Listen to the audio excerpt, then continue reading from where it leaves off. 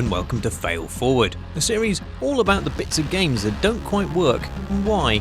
This episode is all about Black Ops 3, the third instalment of everybody's second favourite Call of Duty sub-franchise, which you play a cyborg warrior saving an imperiled war-torn Earth from some sort of dastardly tech apocalypse by shooting lots of people and making robots explode with your mind. Call of Duty isn't the first place you might go to for subtlety of design or narrative, but it's important to look at because it's so popular, and besides which, it's a phenomenal production involving multiple studios to create a huge amount of material to a tight schedule. The artistry and technical skill in chaperoning such a project to completion is really to be admired, even if I've sometimes felt ambivalent about the end result. And to the series' credit, it has introduced landmark moments of spectacle that really were progressive, or possibly transgressive, like the unexpected permanent and galling death of the viewpoint character in a nuclear explosion, or the masterful high-altitude bombardment sequence which, by placing the player in control, eloquently characterised the detachment and sinister video gaminess of real-life warfare. And on a slightly cruder level, I'm impressed too simply by the generosity of what these games have come to offer. Time was yearly franchises signalled stagnation, a cheap way to get the punters in while doing little more than tagging a new number on the same game you released last year. Black Ops 3, by contrast, is a huge thing. A campaign, multiplayer, co-op and entirely separate zombies mode. There's a lot to it and many of those parts are pretty great. But I particularly want to talk about the single player campaign. Partly because I see a more clear through line from previous Call of Duty games, but also because it is both flawed and tentatively innovative in ways which actually excite me.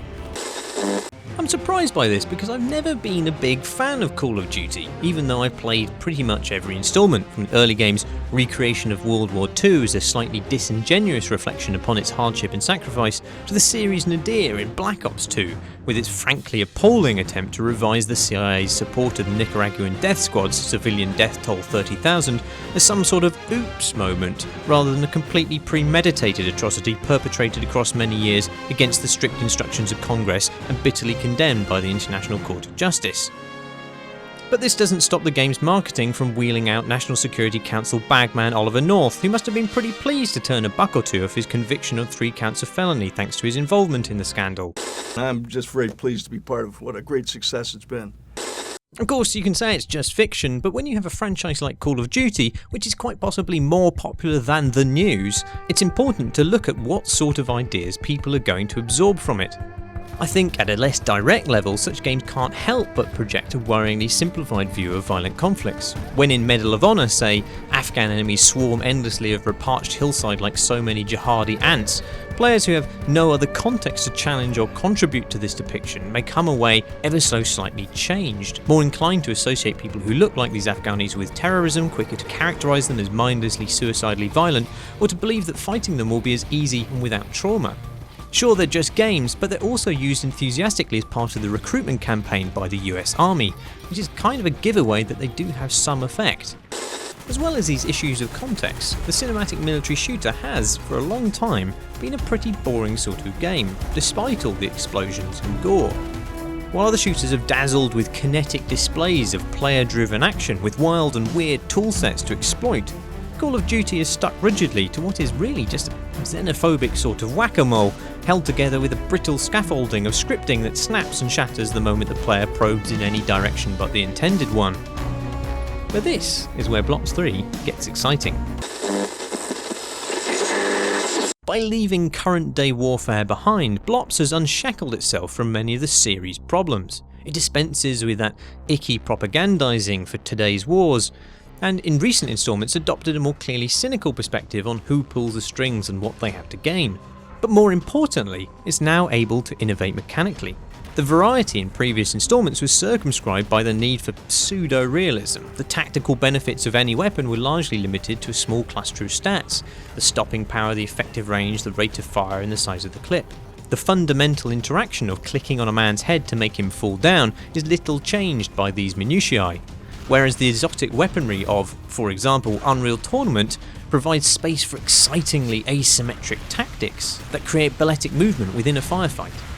Unreal Tournament's shock rifle, for example, here wielded expertly by Nathal Rodriguez in a pre-alpha version of UT4, can fire either an instantaneous beam blast or a slow-moving bauble of energy, which, with skill, a player can then shoot with the beam and cause a massive detonation, a trick that requires not just dexterity and precision, but also an anticipation of player movements and an understanding of the environment. In fact, few of the weapons in Unreal Tournament hit their target instantly, meaning that it's quite possible for players to dance past one another, leaping and diving, twisting and turning, as explosive shells arc all around them. Its combat requires a much greater engagement with the game itself than simply pointing and clicking. And games are games because they're about making choices, about exerting influence through interactions little and large, long-term and immediate, and shooters with rich combat systems dignify the player's autonomy with a wealth of choice second by second. Now, Black Ops 3 doesn't quite achieve that sort of dynamism with its arsenal, but it reaches for it with another set of tools at the Cyborg player's disposal. It calls them cybercores. What this means is that players upgrade themselves over time with additional powers, subdivided into 3 categories. There are control powers that allow you to hijack enemy drones, turning them to your side or allowing you to pilot them remotely. Then there are martial powers which grant you physical super abilities like super speed, devastating shoulder barges, or the ability to ground pound and knock enemies over. Then there's the Chaos toolset, which grants you powers to detonate robotic foes, unleash a swarm of miniature drones to distract or ignite enemies, or fire a sonic weapon that causes human combatants to barf themselves to death. This sounds like exactly the opportunity to introduce dynamism and asymmetry to Call of Duty's staid combat encounters, to inject it with the sort of fluid mobility and chaining of abilities that you see in games like Dishonored. And the reason that Dishonored is so gratifying is because it allows players to make loads of rapid tactical choices in how they sequence and combine the abilities at their disposal. Here's what that looks like, as played by YouTuber Alive Design.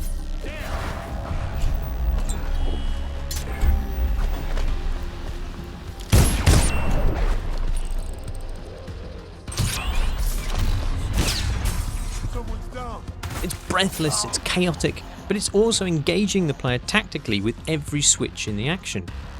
By contrast, Blops feels very static, and the problem is that the game gives you all these alluring powers but provides you no real way to combine them. Not only are the powers subdivided into categories that you can't immediately switch between, but any power you use exhausts you for a time, preventing you from redeploying it or any other. The martial powers give you lots of opportunities for getting into combat, but then you can't really get out again. The Chaos powers ultimately just let you thin out enemy numbers without much need for thought. You just waft your hand in a direction and a bunch of guys lose their bowels. Of the control powers, the ability to hijack drones is really cool, but it's the only one really worth having, and even then very situational. And even within these categories, the imagination behind these powers falls a little short. The Chaos Cybercore offers you lots of versions of the same sort of thing, various fire and forget ways to remove a small number of threats from the immediate battle. Again, you compare that to Unreal Tournament's shock rifle juggling, asking you to plan, predict, fire, judge the timing, and fire again, a much more intense interaction. Some synergy is, however, possible in co-op. You and your teammates can juggle your cooldowns to pull off interactions between your differing cybercores, but this isn't easy to do effectively, not least because the game visually undersells all of these powers, making it difficult to tell by sight what your teammates are up to. And more importantly, I don't see that it would be made less cool if a single player could also make use of chained abilities. In fact, here's how I'd redesign it. I'd thin out the number of similar and duplicated powers down to 6 total and divide them into 2 categories: physical powers and remote powers. On the physical side, I'd combine some, like having the shoulder barge move segue into super speed, bin off a few of the other powers, make your super punch rapid strike a passive always available power, keep the ground pound and ignore smoke in favour of temporary invisibility, or maybe vice versa, who cares. On the remote side, I'd keep your swarm of flammable nanobots in favour of the 3 other similar powers, plus the ability to hijack robots and turrets and some sort of chain detonation, but perhaps borrow the EMP effect from one of the other cybercores and allow it to be upgraded to affect both robots and soldiers' vulnerable technology, like their weapons and grenades. I'd only have 1 core active at any time, and powered by a set of charges. If you've unlocked 3 charges, for example, you could chain a single power 3 times, or use all 3 powers within that core in quick succession, or use one, switch cores, and then use another. But how to control all of this? Let's take the gamepad layout, since it's more of a key binding bottleneck than the PC's keyboard. I'd sacrifice one of the 2 grenade buttons, which monopolise both bumpers with lethal and non-lethal varieties. I'm happy to reduce this to 1 active grenade slot that you can toggle between, and I'd stick that on the right bumper. This frees us up to use the left bumper for the cyber cores, clicking it once to toggle between cores and holding it down to activate one of the powers by then also pressing X, Y or B. I admit that ideally you want only one button for one function, and shifting the functions of buttons is a kind of tricky idea for the mass market audience Blops wants to reach. But I'd argue that the current system is equally tricky. To activate your selected power, you have to hold both bumpers simultaneously, which otherwise lob grenades, and to change powers you have to go into a separate radial selection menu, which prevents rapid switching. Besides which, this is just what I came up with off the top of my head. I'm sure viewers of this video could come up with something even neater. Well, maybe next time. It seems that Treyarch, formerly the second-tier studio working on the franchise, are attempting more daring things with it, now that many of the original developers have parted ways with the series. Not least narratively. Black Ops 3 is in most ways a completely ludicrous piece of fiction with a preposterous and frequently nonsensical appreciation of drama and dialogue that varies between cold exposition and steamy defecation. But it nonetheless approaches big ideas with such a batshit brio that it's hard not to be slightly charmed. A few spoilers will now follow. Central to the story is the idea of networked cyborg brains accidentally creating a singular superconsciousness that spreads like a virus among other cyborgs, driving them mad. And the imagery used to illustrate this insanity is psychedelic and sinister by turns. Key to the cyborg's psychosis is a self-help mantra used to calm the original interconnected minds, encouraging them to imagine themselves in a frozen forest. And this idea becomes a totemic impulse, forcing infected minds on a demented quest to locate such a place. That's a cool idea for a dumb game about shooting robots, but it gets even more meta when your character is pulled into the imagined world of another cyborg, only to find that it rather resembles campaigns from much earlier Call of Duty games, implying perhaps that the entire franchise hitherto has been the hallucinatory flicker of a dying cyborg's brain.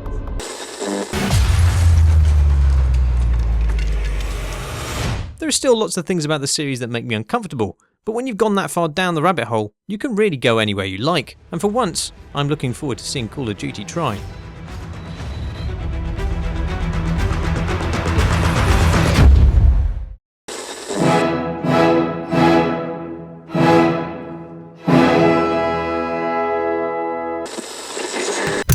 This video is made possible by funding from the Rock Paper Shotgun Supporter Program. Sign up to support the creation of more videos like this one and to be a lovely person. If you're already signed up, thanks for being so lovely.